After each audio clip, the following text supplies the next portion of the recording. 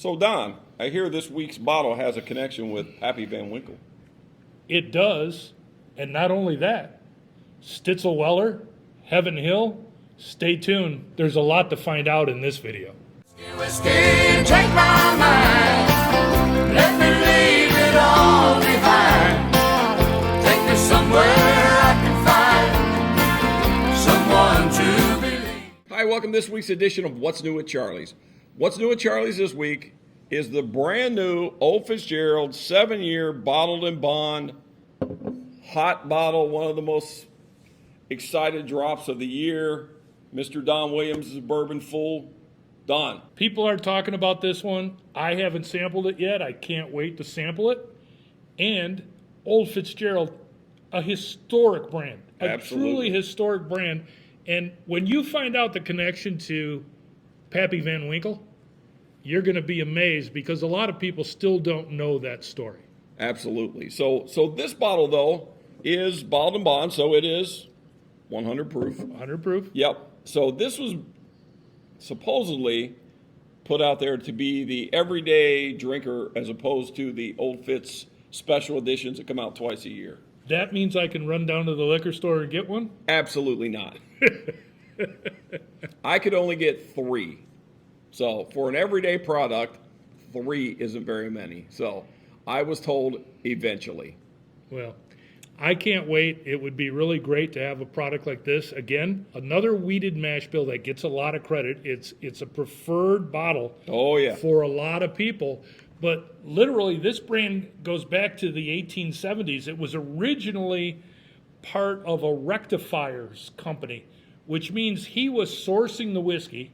And back then, he had a rye whiskey called Old Fitzgerald, and he had a bourbon called Old Fitzgerald, neither of which had wheat in it. Really?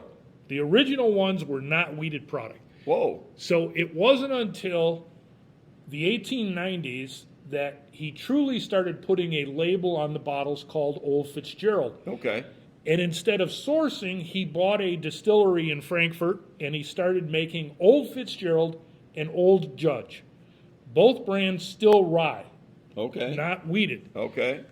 Prohibition rolls around, and Julian Van Winkle, Pappy, buys the brand going into Prohibition so they could resell it as medicinal whiskey. After Prohibition, it's now Stitzel-Weller. Pappy Van Winkle's running the show, and they decide to use an old Stitzel recipe that is wheat. Okay. And they start making Old Fitzgerald out of a wheated mash bill. Most of what they sold was in the 6 to 8 year range. Okay. And it was bonded back then because the 8-year bonded was kind of their flagship. It still has a great connection to Pappy Van Winkle, but we need to sample this first. Let's crack it open and see what you got. So, yeah. So I did not know that. So to me, Old Fitzgerald has always been wheated. So I didn't know that it had changed at some point. Well, it's interesting to find out that a brand as iconic as Old Fitzgerald was actually first used by a rectifier. I mean, it really was. Absolutely. Well, cheers, man. Cheers. Here we go. We're both excited for this one.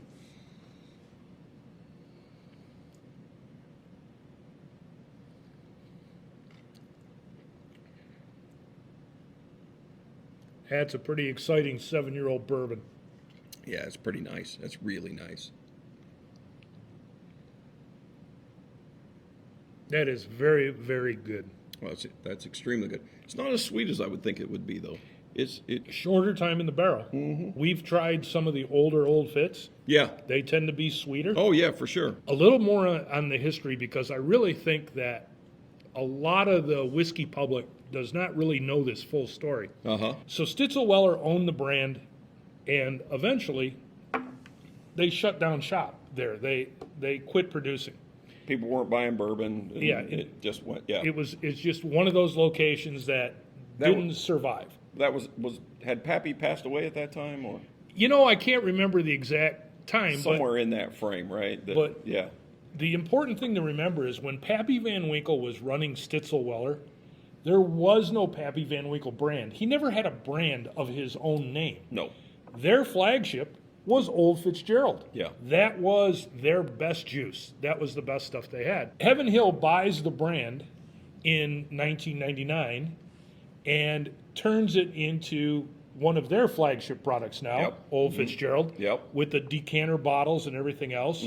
But here's the connection that I want everyone to understand about Pappy Van Winkle. When Pappy Van Winkle first hit the market, there was no distillery producing Pappy Van Winkle whiskey. What the heirs of Julian Van Winkle were doing is they were buying up the very best stocks of Stitzel-Weller juice, which was Old Fitzgerald. Yes. And so those very early, the bottles that everybody wanted of Pappy Van Winkle was Old Fitzgerald juice. Yes. And they did source some other product along the way. Julian Van Winkle's son was trying to seize all the barrels, buy them all out of inventory that he could, because he knew this was the right recipe. This was the recipe his father preferred, and it's what was going to become Pappy Van Winkle. Wow. And look how that's gone. That worked out well for them. It did. They've done pretty good. It did. And now those bottles are truly unicorns because the new stuff is now being made of Buffalo Trace. Yeah. And so, 2 different eras of Pappy Van Winkle bourbon. Right. But they use the same recipe that Pappy Van Winkle They've tried had, to replicate Yes. everything that they did. Yes. And for those of you who have visited Stitzel-Weller, you'll know that as soon as you're at Stitzel-Weller, you'll see the indication of Old Fitzgerald because the smokestacks are still labeled Old Fitzgerald. Yep. Iconic brand. Very nice bourbon. Let's hope someday it becomes the everyday bourbon that we can go out and buy at the $59 price tag that it has on it, not the $200 that you're seeing online right now. I will tell you that if this hits the market at $59, it will become my everyday weeder. Absolutely. I guarantee you. 100%. Thank you, my friend. Cheers. Cheers, everyone.